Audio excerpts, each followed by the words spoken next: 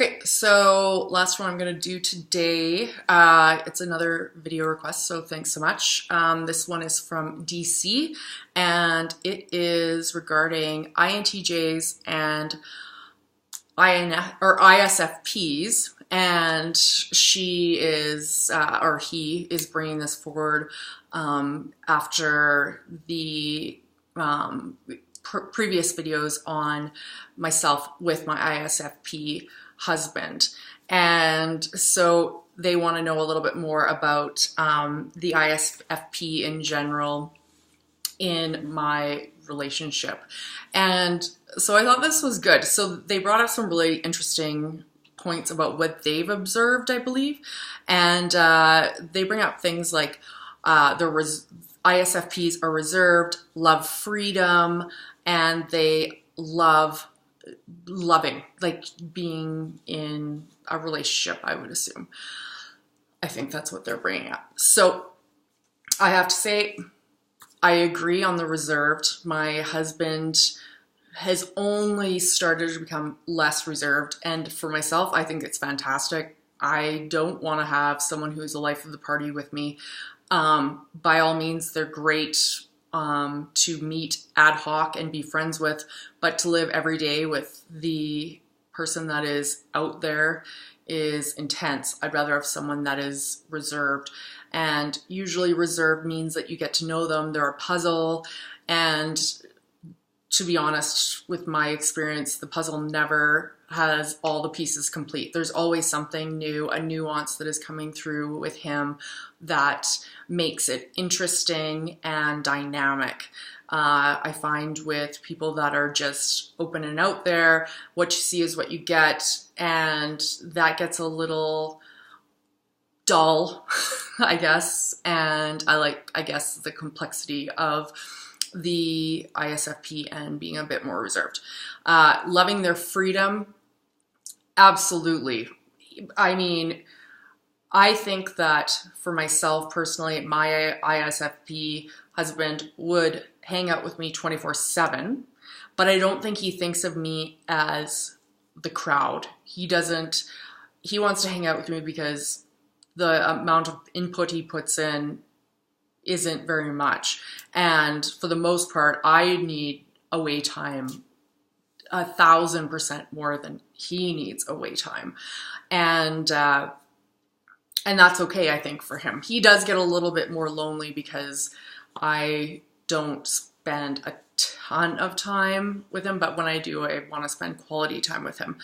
But I think if I was a clingy person, he would go insane. He wouldn't be able to handle someone, especially if they were clingy and not someone that actually adds value to an experience.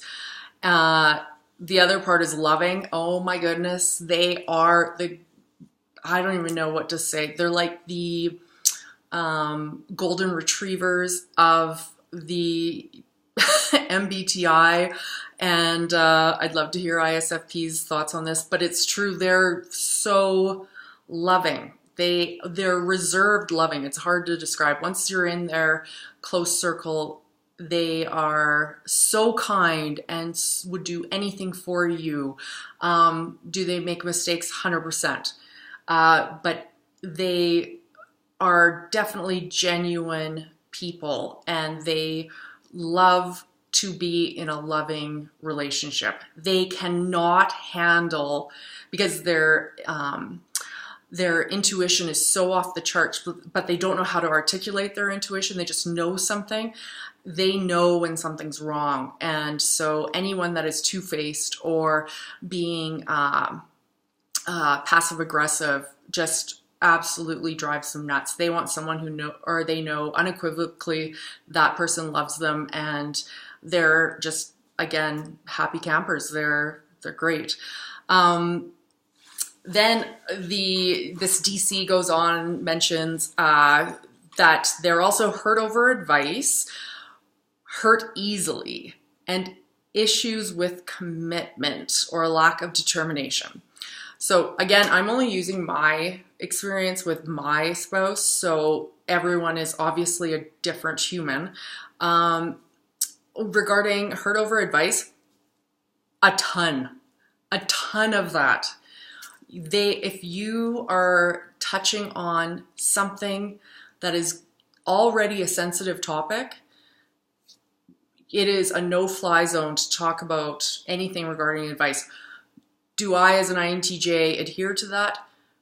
Not a lot. And it's more like our two sides are coming together, and I've talked about this in other videos, but I am almost compelled to support and make that person as good as he possibly can be, because I see a certain thing that he might not see about how great he can be. And yet that person does not want to see it because they're still very raw or bare about certain things that are sensitive to them. And so those two sides kind of intermesh on the being hurt over advice. So our harshness with delivering advice ties with their sensitivity on receiving advice, and that can cause issues. But what I like too is that I recognize that the blessing with being an INTJ is, for the most part, we are just genuinely upset that we've hurt someone, and we don't go and sulk in our corner. We are literally like, I am sorry. Like, what can we do? Do you want to talk about this right now? Do you want to talk about it later? We're looking for information and being able to work on something. That's why I think INTJs can make really good partners.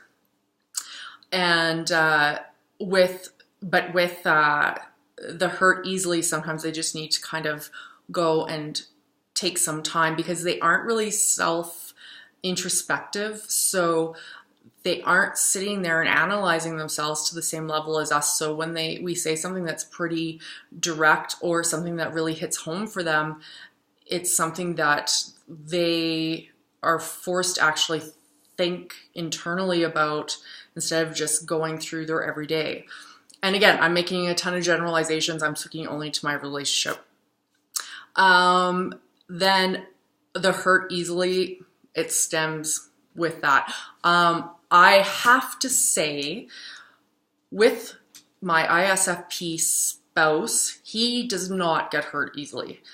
If he is not in an acute situation where something that has shaken his confidence or made him feel upset has happened, if he's just in an everyday mood, I have never met a person that can make fun of himself or joke or have witty responses and never get offended. He never gets upset when it comes to that. But he's just like many humans, all of us, where wrong place and wrong time causes being a little bit more hurt. So then coming to the commitment part, I think that he is an amazingly committed person.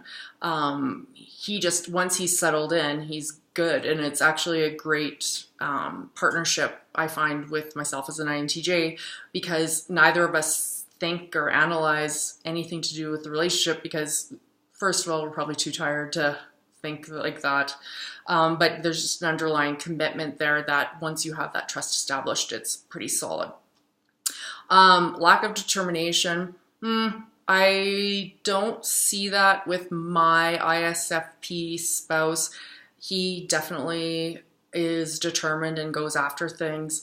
What I find, if anything, is that he kind of goes after things with a little bit more propensity for risk than I do, even though I started a software company. I mean, I'm pretty used to risk. He can knock it out of the park on the risk side.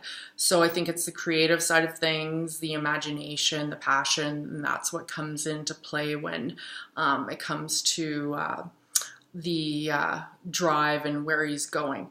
So anyways, that's my 2 cents on that topic. Thanks so much for watching. And as always, if you have any requests, put them as video request in the comment section. Thanks.